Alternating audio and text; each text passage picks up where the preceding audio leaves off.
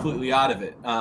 Because you'll have what you need for sure. Yeah. Because each one wants the other to be better. Yeah, so I guess everyone has a different concept of love as well. Ye had his concept, Kim had his concept, and Diddy has his concept. Okay, yeah, let's go.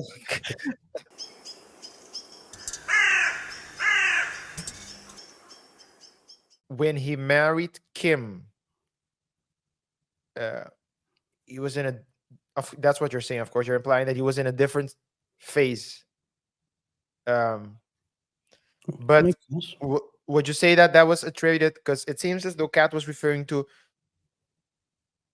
him having so he attributes it to he the premise is that Kanye his premise is that Kanye has a mental illness, and as a result of that mental illness he does weird things, and one of the weird things he did was marry Kim, Yep.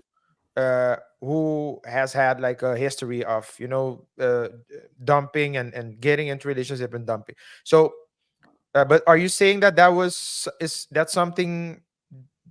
something he did in a different phase? And if so, what phase was that?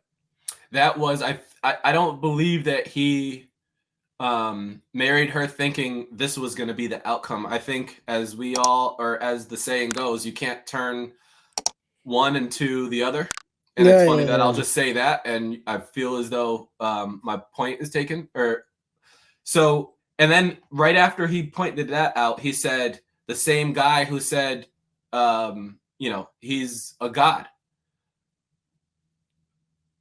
One of my biggest takeaways in my spiritual journey is that's literally what the book says. So I don't want to get too deep into it, but I kind of do. That's what the book literally, Psalms 82:6 says, ye are gods. So for Kanye to say, I'm a god, that doesn't make me want to write him off. And the fact that he tried to turn one into the other doesn't make me say, oh, this guy is mentally ill. He just fell into that same boat, or he tried to do something that millions and millions of people have done, and he tried to do it at the highest level, right? At that time, yes. I mean, say what you want about Kim. She's at the top of her game, whatever that title is. Yeah. She's at the top, and she has a lot of followers. And so there's a lot of people that are getting something, almost a version of that, but it's not at the top. So him being at the top, he believed he can turn the top into the top into the top, and it didn't work out. But him being a god, he believed he could. And so I don't fault that, but I certainly am. I believe I'm learning from that. If you call it a mistake, or I'm learning from that period, that phase of Ye, that I'm able to kind of separate from this phase of Ye. And I'm not learning like sitting here taking notes, but I'm learning as in I think I understood how he went into it, and then I'm seeing that it was kind of just bigger than him. And To I what think extent? I Yeah, Kim. think to be I mean, our show, or the premise of our show, is at least to learn from other people's mistakes. So that's a good thing you pointed out, where he thought it was a mistake and the divorce happened, and now he's trying to build up, build it better. To what extent? To what extent do you guys think that the business aspect played a role? Because And by the the way, reason. this is the last part of this segment. Okay, yeah. So the reason why I'm asking is that if you look at like the feudal systems, the kingdoms, and the empires, of course, you always have, let's say, at a certain level of richness and power, it's common that people don't get married for love, right? Well, a lot of people don't even get married for love; they get married for the party. But there comes a point where they say it becomes like a strategic move to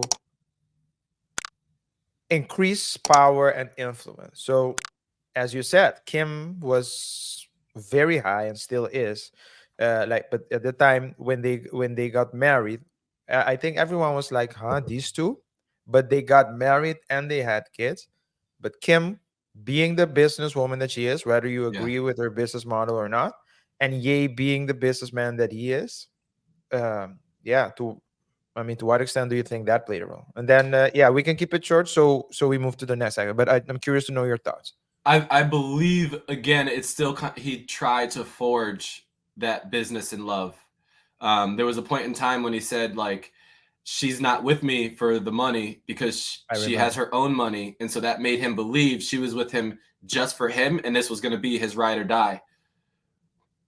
I don't want to muddy the waters in those regards, but I mean, marriage is a business contract, so love, the topic around love, I think absolutely should be explored. And I'm not talking about from the manosphere standpoint, but I believe we need to redefine what love means in that connection and what we want, what we are supposed to get out of it.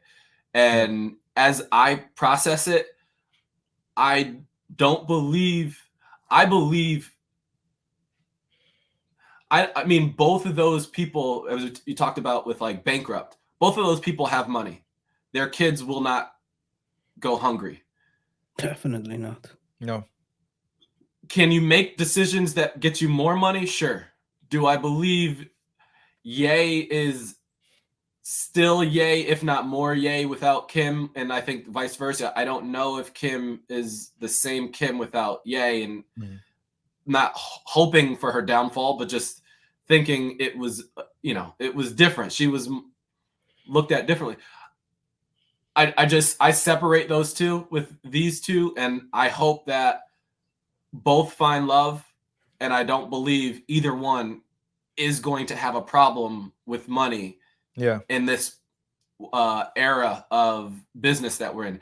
I believe a lot of people are, if they only knew how much money they can make or need to make or whatever, don't have money be the driver in any of your decisions, especially love, right?